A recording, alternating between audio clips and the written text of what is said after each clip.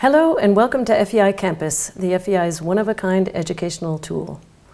I would like to extend a special welcome to our jumping fans today, as I'm going to take you through the modifications to the jumping rules for 2018 as approved by the FEI General Assembly last month in Montevideo.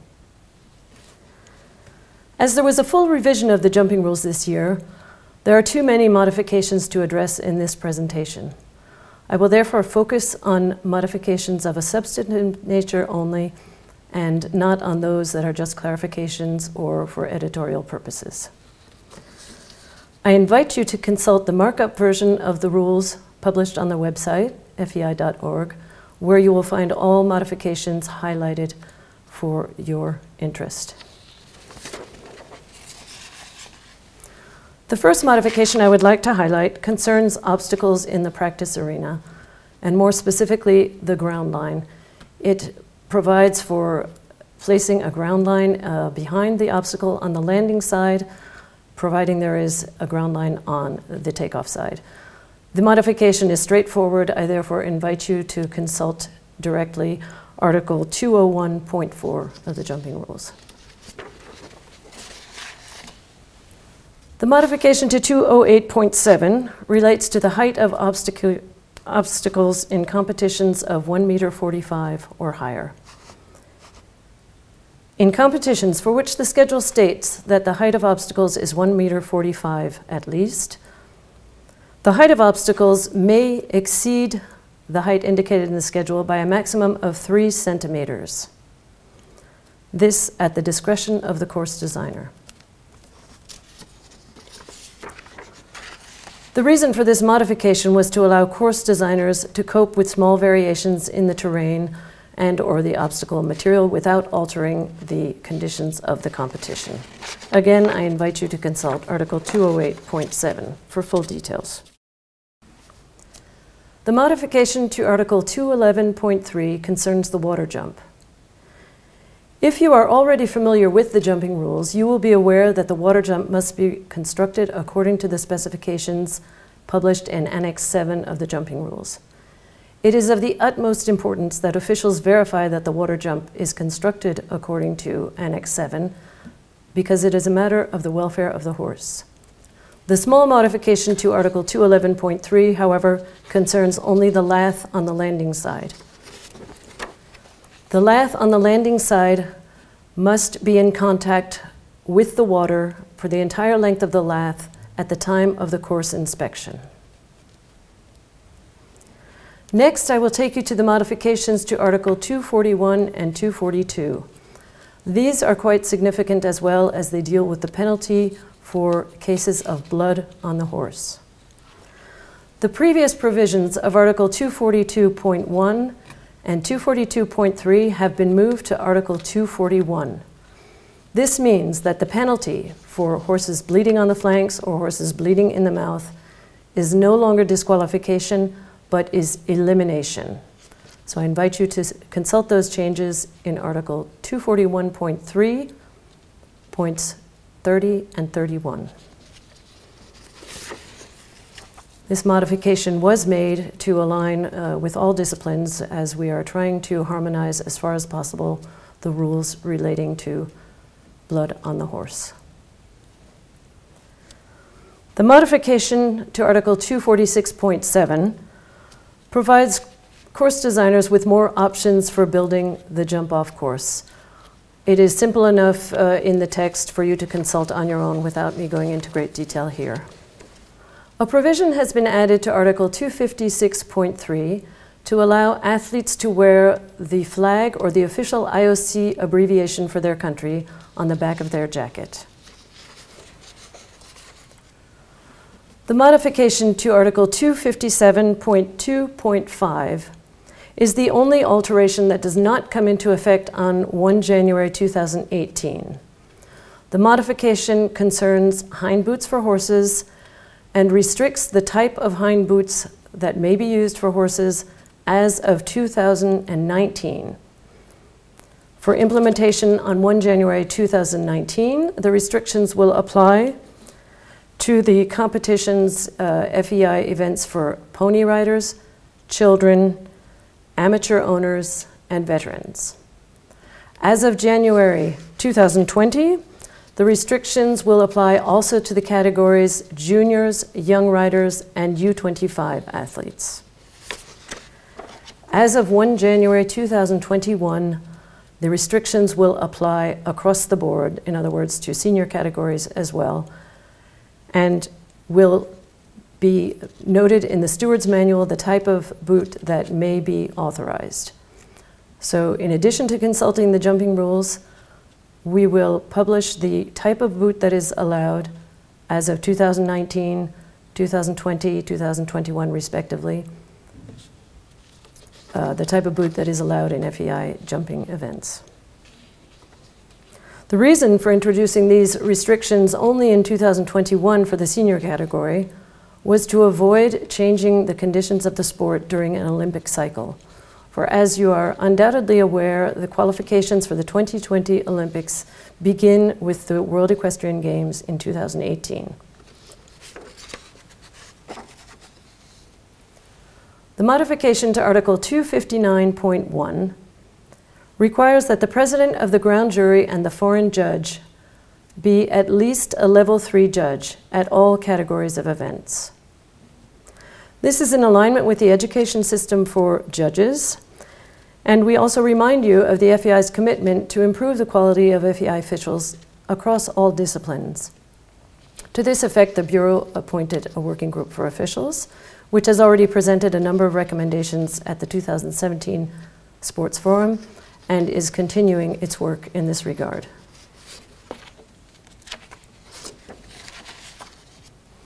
The next modifications I would like to present are in relation to specific competitions.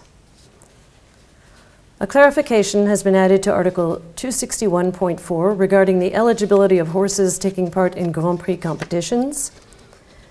And 261.6 specifies the height of obstacles in Grand Prix competitions at 5-star events.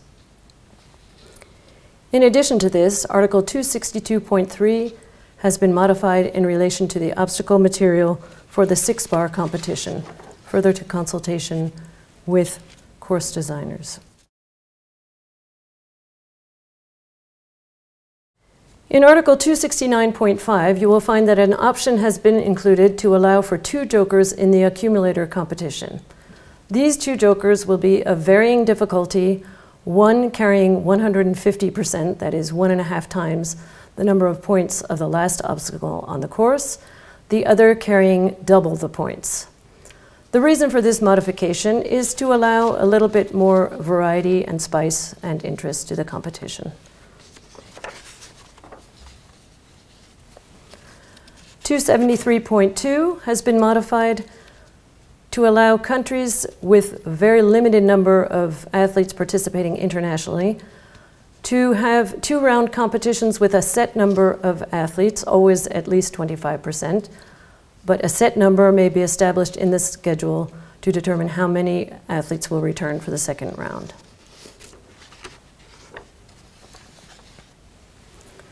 I would now like to outline some of the more technical modifications made to the jumping rules, and these are found in the annexes to the jumping rules. The first one I would like to point out concerns the CSI invitation rules. Invitation rules were first introduced years ago for 3- and 4-star CSI events in Europe and CSI 5-star events worldwide. Due to the rapid development of the sport, the CSI invitation rules have now been introduced worldwide, starting at CSI 2-star level, all the way up to CSI 5-star level. The CSI invitation rules are quite complex. I therefore invite you to consult Annex 5 of the jumping rules for full details. However, in a nutshell, the basic principle of the invitation rules is that a certain percentage of athletes must be invited in descending order of the Longines rankings. A certain percentage are selected by the home NF. These are home athletes selected by the host NF. And a certain percentage may be invited by the organizing committee. The percentages for each of these groups varies depending on the star level of the event. Again, I invite you to consult Annex 5 for details. One significant change in the invitation rules is that there are two options for organizers of CSI 2-star events that are combined with CSI 3-star, 4-star, or 5-star. These organizers have the option to use either the standard invitation rules for CSI 2-star events, in which the athletes are invited according to the appropriate percentages, and at these events, ranking competitions may be held. The other option is for the OC to allow the host NF to select 20% of home athletes, and the remaining 80% of invitations are issued by the organizing committee. If an organizer chooses this option, no competitions counting for the Longines ranking may be organized at this event. Again, this option is only available for CSI 2-star events that are combined with a CSI 3-star, 4-star, or 5-star. The next modification concerns Annex 6, CSI-CSIO requirements. The CSI and CSIO requirements have been broken down into different sections for more clarity. The first section deals with CSI requirements worldwide. The second section applies to additional requirements for Europe and North America. And the third section applies to CSIO requirements, which are also applicable worldwide. The entry fees have been clarified in accordance with the definitions provided in the glossary to the jumping rules. Further to proposals received from national federations, the committee modified the requirements relating to the distribution of prize money for cases where competitions have more than 100 starters. You will know that in cases where there are more than 100 declared starters, the current rules provide that the organizer must split the competition and double the prize money. The modification to this rule requires now that instead of doubling the prize money, 33% more prize money must be provided for the first 10 additional starters. Another 33% must be provided for the 10 starters after that, in other words, up to 120 starters. And above 120 declared starters, the competition must then be split and the prize money doubled.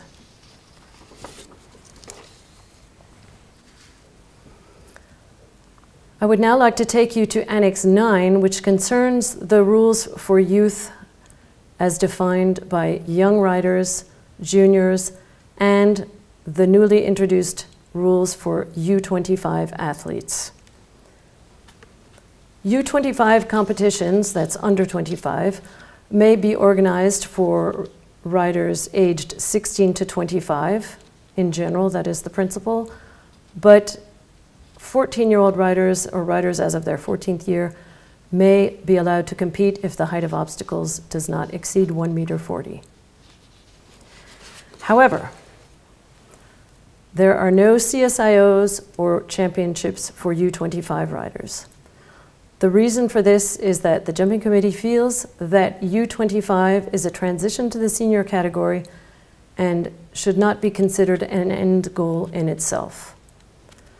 Otherwise, the rules for the U25 athletes are very much in line with those for juniors and young riders. And again, I invite you to consult Annex 9. A clarification has been added to Article 7 of Annex 9 regarding participation of pony riders at events for juniors and young riders, and now also U25. Athletes may not participate in competitions for pony riders and in competitions for U25 and young riders at the same event.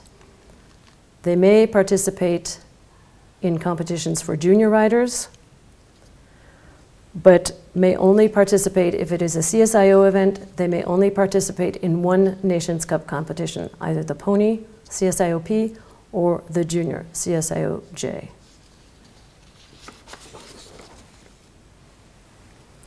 Article 9 of Annex 9 has been modified in relation to prize money requirements. This modification is, in fact, applicable to all youth categories, that is to say, also to the Pony Riders and Children's category. The modification requires that prize money and medals be awarded to all 5 team members of teams that are classified in the team championship. The medals obviously only for the first 3 placed teams, but for all 5 riders. And prize money to all 5 team members, regardless of whether they took part in the team competition. The rationale behind this modification is that, especially for the youth categories, there should be a notion of a team, and that the athletes going to the championship go there as a team. Again, these modifications apply also to pony riders and children and are reflected in Annexes 11 and 12 of the jumping rules, respectively. Rather than going through each article, I take it that you will find the relevant modifications in these other annexes. Another modification that concerns also the Pony Riders and Children's Championships is relating to the declaration of starters and substitutions. In the rules for the young riders and juniors, this is found in Article 14. Declaration of teams will take place after the first competition. Thereafter, substitution of the 5th team member may be made up to 1 hour before the start of the first round of the team final. Substitutions obviously only for medical or veterinary reasons. This is also applicable to the Pony Riders and Children's Championships. The modifications to Article 16 of Annex 9 concern the championship competitions, specifically paragraph 4, the team championship. The 2 rounds of the team competition may be either identical or different with the same degree of difficulty. Furthermore, the starting order in the 2nd round of the team championship is based on the results of the best 3 athletes per team in the first competition as well as in the first round of the team championship. These modifications apply also to the championships for pony riders and children.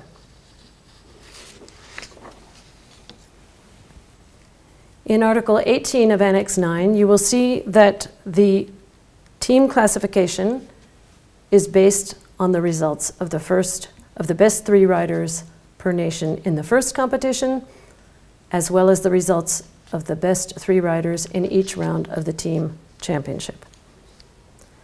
Again, these modifications apply also to pony riders and children's championships. The reasons for these modifications and the fact that they apply to all championships are because the Youth Development Working Group felt very strongly that the youth categories should be aligned as far as possible with regard to their championship format. I therefore invite you to consult again the modifications to Annex 11, the rules for pony riders, and Annex 12, the rules for children's events, where you will find the same modifications made to the rules for their championships. The next modification is a small one, but rather of consequence in our time, and that is to say that the veteran rules have now been modified to require that the minimum age for all veteran athletes, men and women, is 45, instead of 45 for women and 49 for men. And this is due to the fact that gender equality is one of the most unique features of our sport, and therefore there is no reason to have different ages for men and women as they compete on completely equal terms.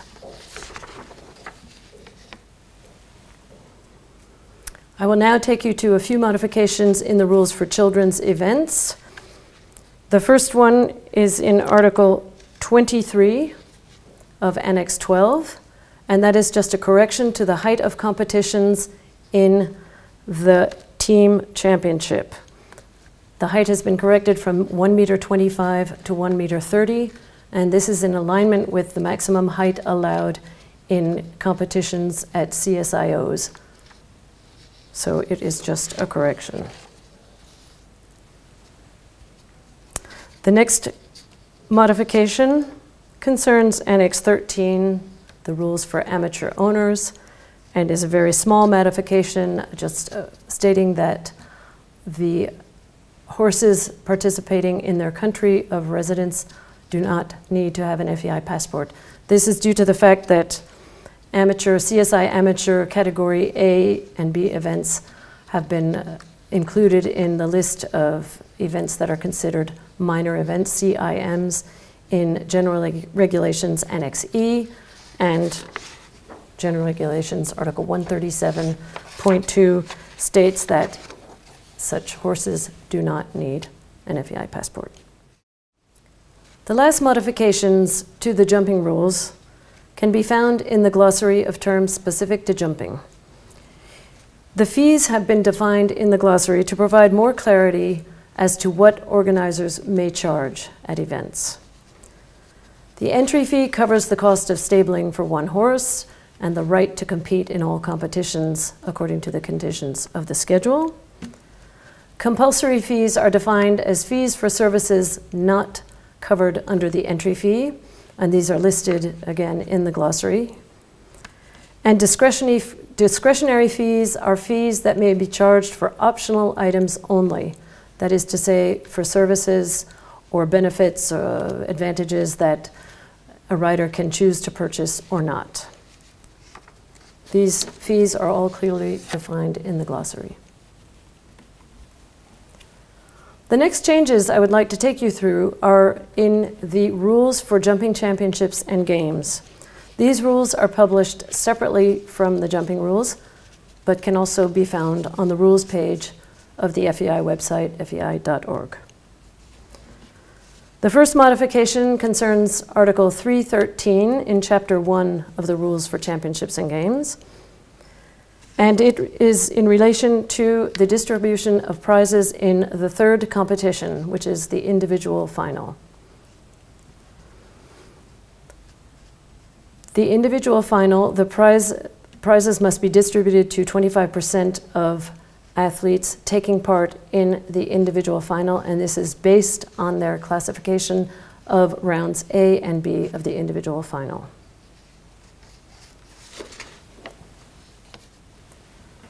The other modification is in Article 315 and concerns the prize money for the overall classification in the individual championship.